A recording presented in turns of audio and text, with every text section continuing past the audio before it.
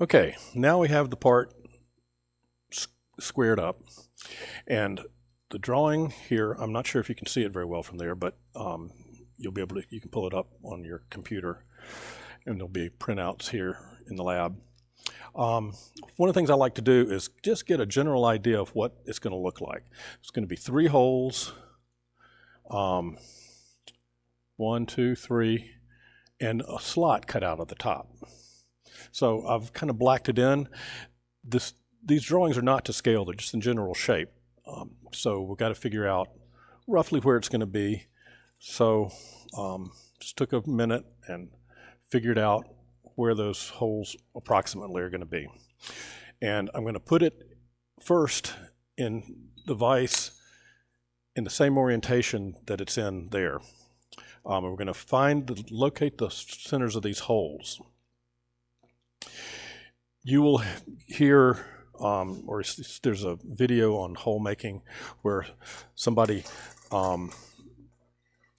laid out the holes with the calipers, got very accurate with it, and center punched it. You can do that in another exercise.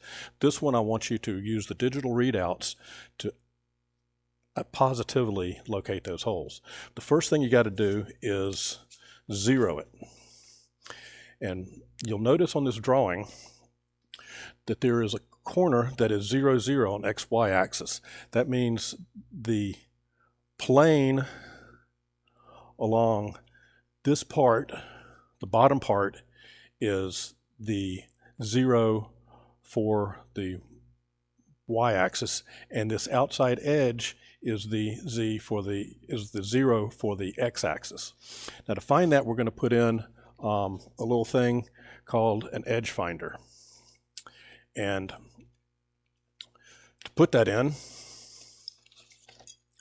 we've got to loosen the drawbar. And I've got a wrench here, and you got to make sure the quill is up and lock the drawbar.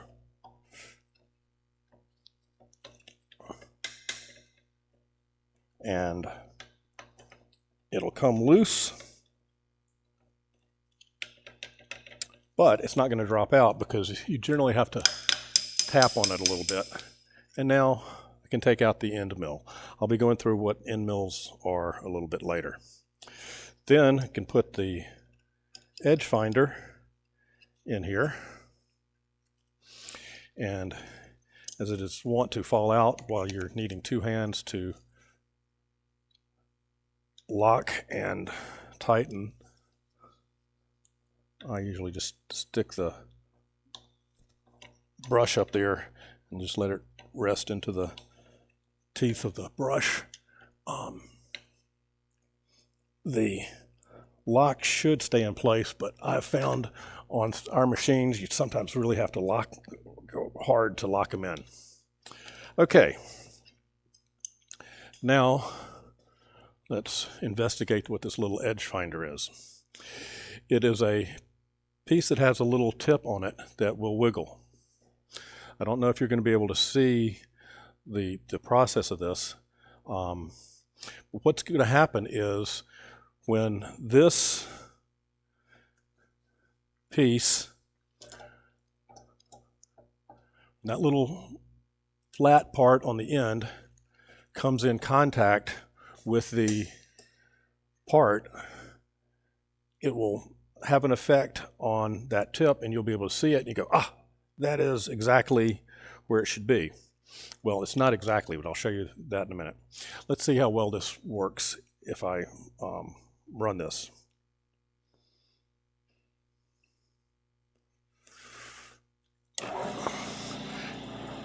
I hope you can see that the tip of this is wobbling a little bit.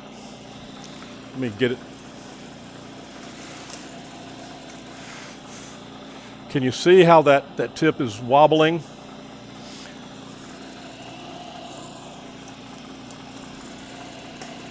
As I bring it in tight,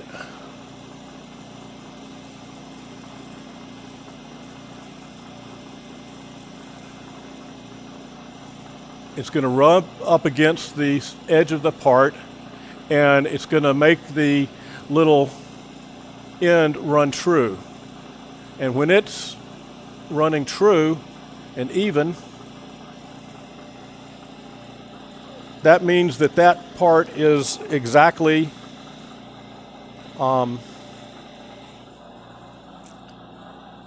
where it needs to be. So at that point, this is the x-axis we're working with. I'm going to zero that, but that's not exactly the zero.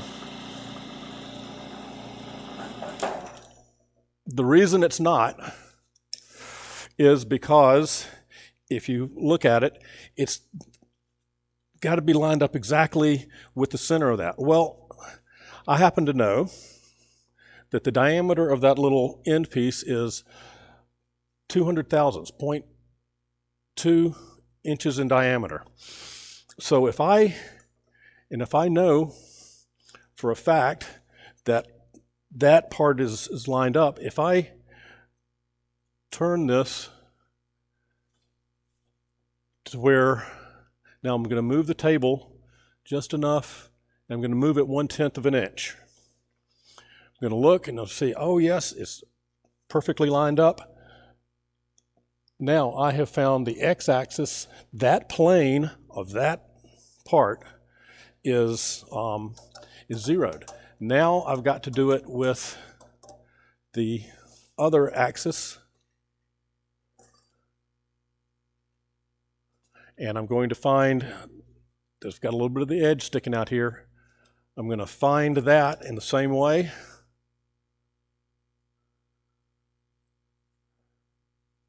Make sure I'm going to be able to hit it. I am.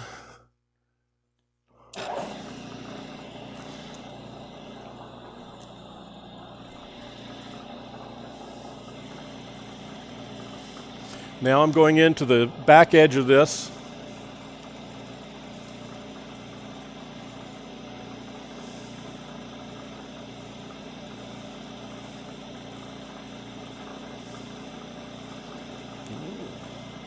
All right, now it's screwing up on the edge finder.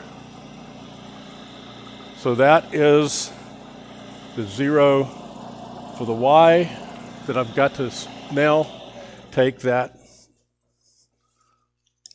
1/10 of an inch out again.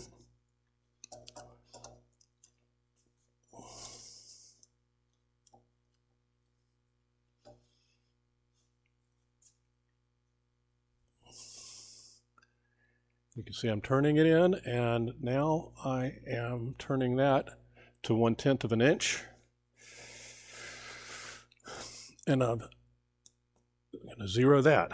Now the x-axis is off a little bit. That's how far in I am where I was able to measure that part of the edge. If you want to double check everything, you can set it manually to 0, 0, and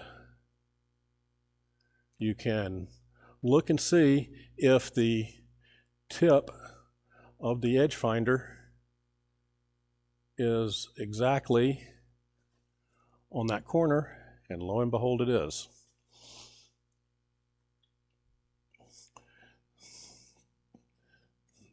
The center of this spindle is now lined up with the corner that is labeled on the drawing 0, 0. So that's the zeroing process.